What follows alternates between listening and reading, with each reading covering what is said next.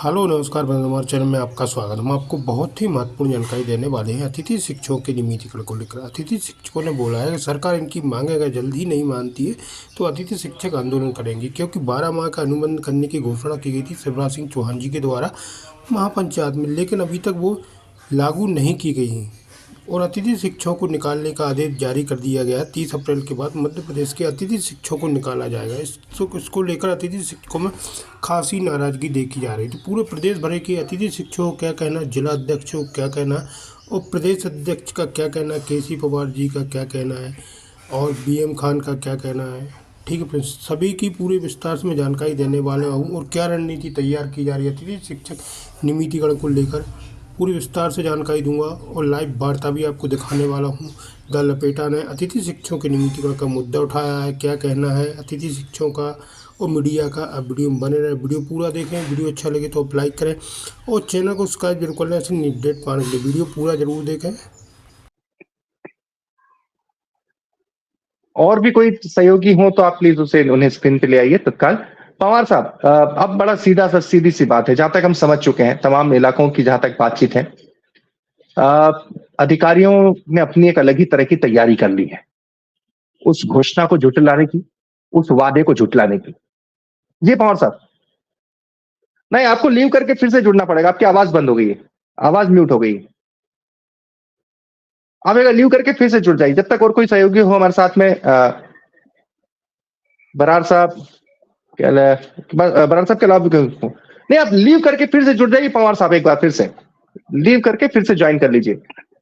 बरार साहब मुझे एक बात बताइए, जब तक सवाल ये उठता है, अब ये है एक मसला, ये है कि अगर 72,500 इतनी बड़ी तादाद है, इतना सब कुछ है, उसके बावजूद भी मैं देख रहा हूं लगातार ये आपका आंदोलन कोई आजकल का नहीं है, ये लगातार चलते आ रहा है, तो अब आगे की रणनीति क्या होनी चाहिए? सर आगे की रणनीति यही है कि भाई हम अब बीजेपी का पूरा सहयोग कर रहे हैं और सपोर्ट भी कर रहे हैं। महापंचायतों में जो आदेश हुए हैं तो हम आवेदन निवेदन करके यही कह रहे हैं कि आप तो सिर्फ एक आदेश निकालिएगा हमारा अनुभव के आधार पे, गुरुजी की तरह विभागीय परीक्षा। इस आदेश से सर हमारा पूरा सभी 72,500 अतिथि शिक्षकों का भला हो जाएगा। चलिए पवार साहब। जी सर। अब आखिरी इसमें क्या क्या क्या रणनीति, क्योंकि आपके नेतृत्व में सब यहां से वहां तक होता है। 72,500 लोग हैं, आप पूरे परिवार मिला के लाखों में संख्या जाती है, तो क्या स्थिति बन रही है चलते चुनाव में? आप क्या किस तरीके से, क्योंकि 30 अप्रैल में अब ज्यादा वक्त नहीं है। जी अब देखिए सर, पहले तो हमने जो समय मांगा है माननीय मुख्यमंत्री महोदय का, तो हम इंतजार कर रहे हैं। 15 तारीख का बोला था उन्होंने, तो शायद वो करीब है। और उसके बाद हम लोग पूरे समस्त पदाधिकारी बैठकर चर्चा करके जो भी निर्णय होगा उसके साथ जाए। परंतु हम अभी आपके चैनल के माध्यम से बताना चाहते हैं कि अभी तो हम सरकार के साथ हैं, सरकार के साथ थे और सरकार के साथ तो रहेंगे। हमें कोई दिक्कत नहीं, हमारी एक छोटी सी मांग है उसको पूरा कर दे।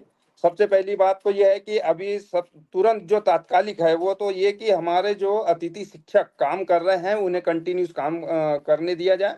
उसके बाद हम बैठकर अधिकारियों के साथ चर्चा करके जो भी निकलेगा उसका हल निकालेंगे। परंतु अभी हमारे अतिथि शिक्षकों को 30 अप्रैल को नहीं हटाना चाहिए। सरकार ने थोड़ी हमारे साथ सहानुभूति दिखाना चाहिए। बिल्कुल, ये आपने बहुत बड़ी बात की। मैं कोशिश करूंगा, मैं खुद ही गुजारिश करूंगा इस मंच के जरिए कि मुख्यमंत्री तक ये लिंक पहुंचे और आपकी जो ये बहुत ही जायज मांगे हैं, बिल्कुल ये कम से कम, क्योंकि हाल फिलहाल में चलते चुनाव में या वर्तमान स्थिति परिस्थिति के बीच में 30 अप्रैल को जो एक आदेश से जो स्थिति उत्पन्न हुई है वो कम से कम स्पष्ट हो। साहब राव जी, मेरी आवाज अब तक आ रही है? हाँ जी सर, नमस्कार। साहब नमस्कार। साहब राव जी, आप कहाँ से और वहां क्या स्थिति है?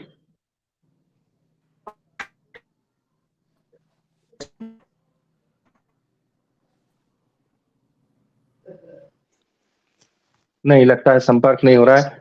खान साहब, साहेब राव जी, आप कहां से और वहां क्या स्थिति है? यहाँ की स्थिति है सर कि हमने बहुत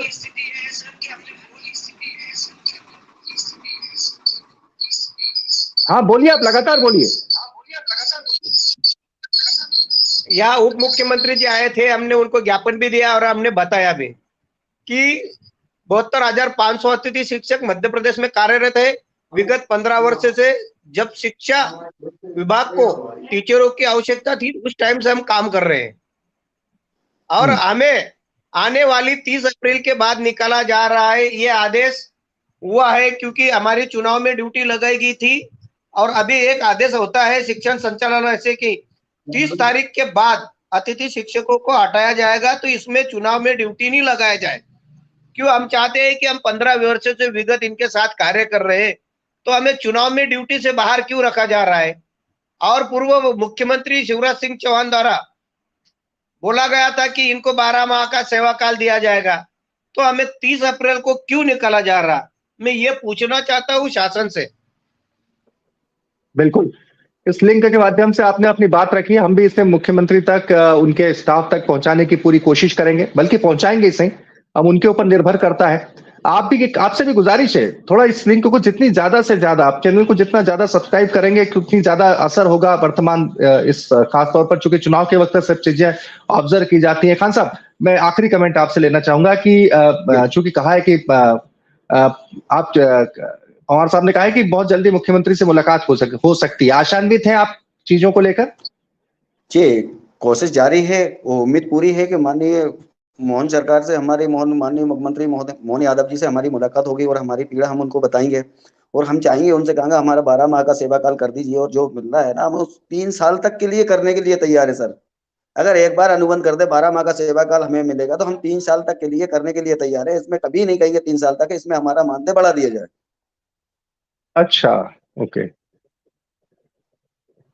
तो ये भी प्रस्तावित लोग, बिल्कुल, और ये कहा भी था मुझे आज भी महापंचायत में कि अक्टूबर से जो है हमारे अतिथि शिक्षक ट्रांसफर प्रमोशन से कई अतिथि शिक्षक बाहर हो गए थे और अक्टूबर के बाद जो है अतिथि शिक्षकों को जो स्कूल मिले हैं और स्कूल मिलने के बाद में डीपीआई ने, लोक शिक्षण संचालनालय ने पोर्टल खोला नहीं, हमारे सैकड़ों अतिथि शिक्षक अभी पोर्टल पे दर्ज नहीं हुए और उन्हें मतलब 5-5, 6-6 महीने से मानदेय नहीं मिला। और तो कई बार पत्र लगाए, निवेदन किया, बस खोलते खोलते करते उनको 4 महीने बीत गए हैं, लेकिन आज भी जो है स्थिति ये है कि उन अतिथि शिक्षकों के पोर्टल पे नाम नहीं जुड़े हैं और उन्होंने 5-5, 6-6 महीने से मानदेय नहीं मिला है।